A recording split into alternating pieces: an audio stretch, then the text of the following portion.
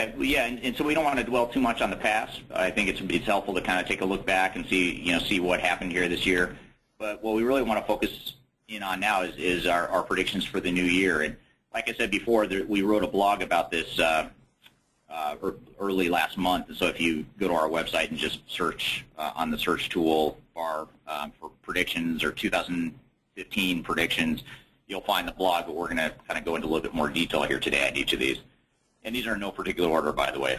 We're just kind of laying out the 10 things that we think you should be aware of in the new year.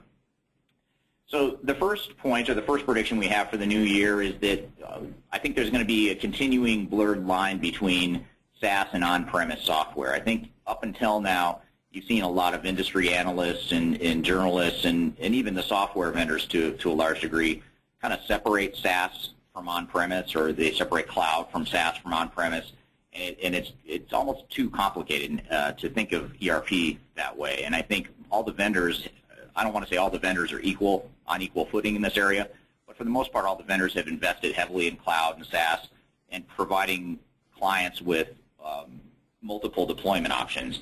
And in some cases, clients are choosing on-premise. In some cases, they're choosing cloud or SaaS. In some cases, they're picking and choosing and having bits and pieces that are on-premise and other bits and pieces that are cloud or SaaS.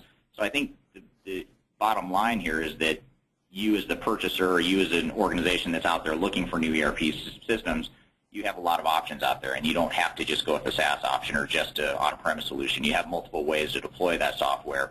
And I think whether it's technically behind the scenes on-premise or in the cloud or SaaS, it's becoming less relevant. I mean, it's important to the vendors because they have to figure out how to deliver the software, but to the buyers of software, it's becoming less relevant. It's just more what's going to deliver the more of the bang for the buck along the way. What are your thoughts, Michael?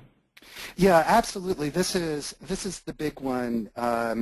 SaaS software as a service, is the train that is rolling down the tracks, and for many companies, it just provides so many benefits. I mean, not having to buy servers, not having to do your own database, be responsible for database administration, and so forth. But at the same time, it also brings a certain complexity because, as you said, there's a lot of choice, and the SaaS purchase contract, or license contract really, is different than the on-premise one.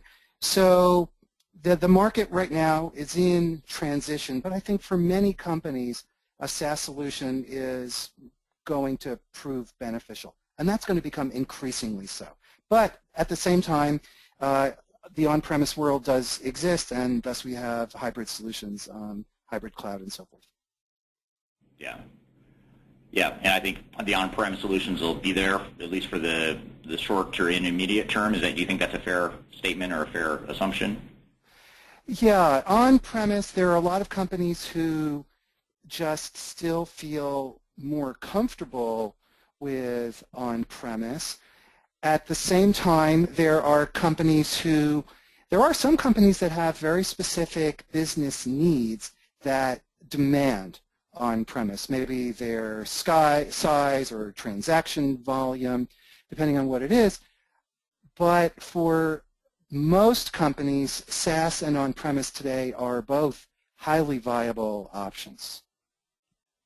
Right, right.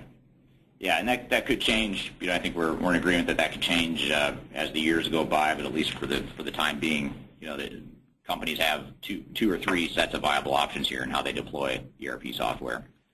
Yeah, and I'll just add, I think there's a psychological dimension to this as well, because if you have software that's on-premise that works, and you have software in the cloud that also works, there are still a lot of people who just don't feel comfortable putting their data in the cloud.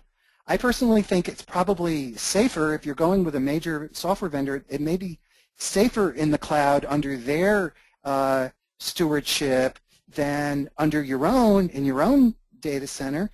But this could be an emotionally charged decision, Eric. Yeah, absolutely. Yeah, and I think as people get more comfortable and it becomes less emotionally charged, I think then that's where maybe we see the tipping point of even more SaaS and SaaS and cloud adoption. I personally think that increasing SaaS adoption, cloud adoption, is inevitable because the benefits are just so significant. The ability to, in effect, outsource your infrastructure to a third party is very compelling, and the opportunity to go through upgrades without all the pain and suffering that often happens with on-premise upgrades is also very compelling. So there are good reasons to do this, but it is a change, and we all know that any type of change is difficult. Yeah, absolutely, absolutely. Well, good. So that's one prediction we have for the coming year, and the next is continued adoption of mobile and business intelligence solutions. And this isn't anything new per se, but I think just the adoption rate and the interest level in mobile and business intelligence solutions, and really anything that makes ERP about more than just back office financial and inventory management that it's historically been, is becoming more recognized and of more interest to executives. So in this case, talking about mobile and business intelligence, I think companies are now looking at ERP as ways to give them competitive advantage, and not only looking at ERP as a way to reduce costs, which has been the historic kind of business case focus for ERP, but also looking at how can we leverage ERP to increase revenue. And that's a big part of why business intelligence is becoming so important, because now we can have real-time visibility into what's actually happening on the demand side of our business. Same with mobile. It's extending the footprint of how we can generate revenue or generate estimates for potential customers. So those are just two examples, but I think the mobile and business intelligence solution is becoming more of a given within ERP instead of just a sexy, crazy, new type of technology that hadn't been thought about within the confines of ERP. It's now becoming embedded in, and buyers are kind of expecting business intelligence and mobile to be a key component of ERP. What are your thoughts, Michael? Yeah, absolutely. Because think about mobile for a second. You're in the evening, or on the weekend, or you're traveling. What are you going to do? You're going to pull out very often your mobile device, and we all do this because we want information that's accessible to us wherever we are, in a form that's easy for us to use and consume. And very often that means mobile. And so if you look at your website logs, if you ask your employees, what you will undoubtedly find for many, many companies is you'll find that the use of mobile is just growing and growing. And so as Eric said, the software vendors are making their products increasingly accessible via mobile devices. And I think, and this is important, I think employees are now expecting this. And we're going to talk more a little bit later about the consumerization of IT, but I think employees demand it.